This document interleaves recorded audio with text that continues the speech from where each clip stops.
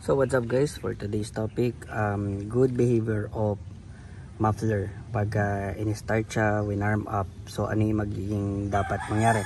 Dapat ba may umaan ng tubig at saka ilang minutes bago maglabas ng tubig? So yun yung topic natin. So gagamit tayo ng timer para pagka in-start ko dun sa loob, yan. So pipindutin ko to para tama yung timing natin. So start ko na.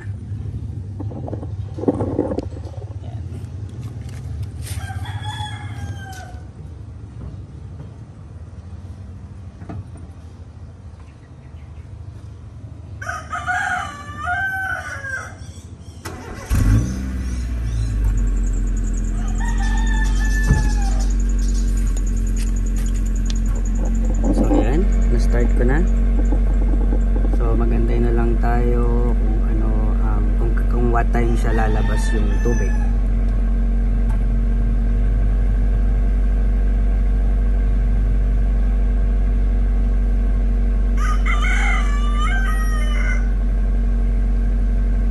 As in never ko pa tong in-start. Ang oras ngayon is around 9 AM. And from very cold engine, like kahapon siya huling nagamit, never ko pa siya nagamit ngayong araw na to. So yan. Sobrang kaka-start ko lang talaga.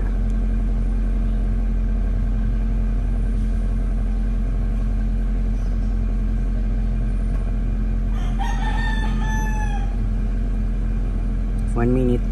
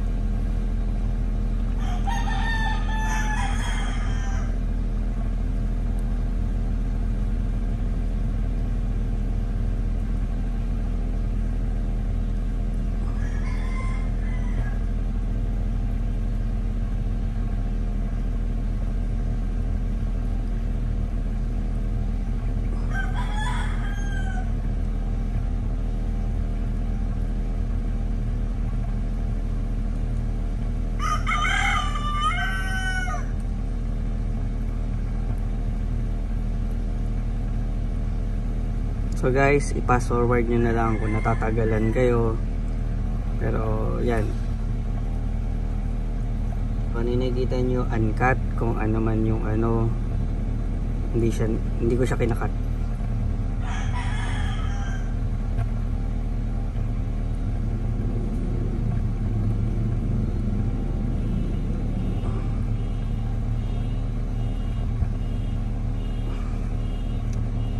Ay, umuulan po. Sige, okay lang. Steady lang tayo.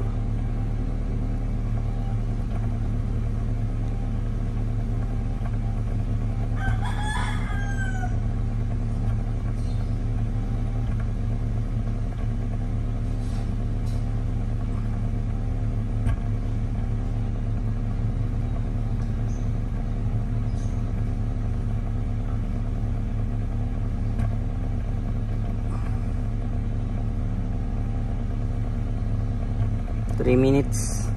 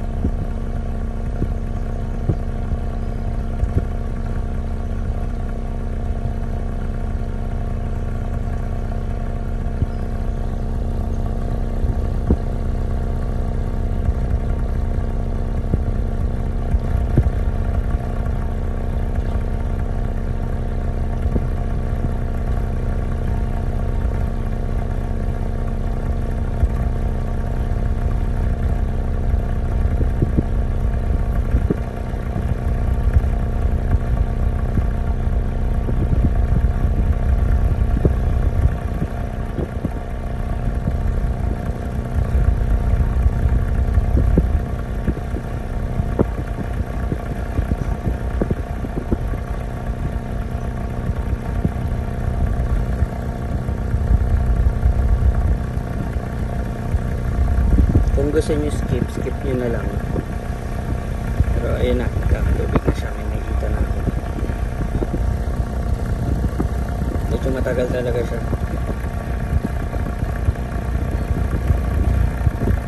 Yun na yung tubig guys. Kita nyo yung tubig.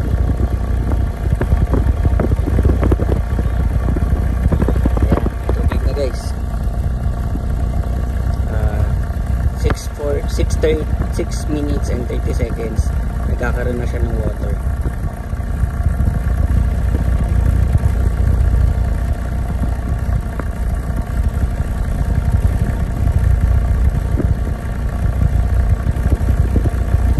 Ang dami na yung water guys.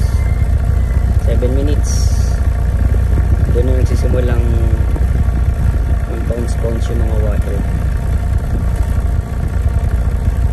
Hanggang 8 minutes lang natin tapusin. At nababasa ako.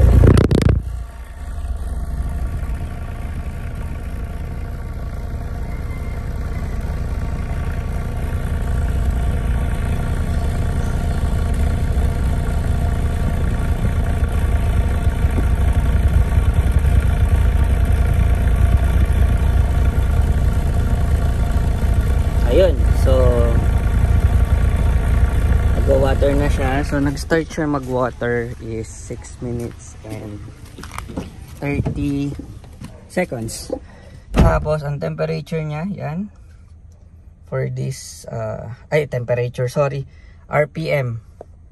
Ang RPM niya is yan for 8 minutes and ganyan seconds. So that's a good muffler behavior. I-check nyo na lang yung engine nyo kung yung muffler nyo kung ganyan din. So yeah, yun lang. May nag-request lang kasi nito guys, kaya binidyoan ko. Hindi ko alam kung ano gusto nyong ma-attain or kung ano, pero binidyoan ko na rin din. Another topic for this day. So yeah, thank you guys for watching. Kung sana may naitulong tong video na to sa inyo, and see you in my next video guys. Bye!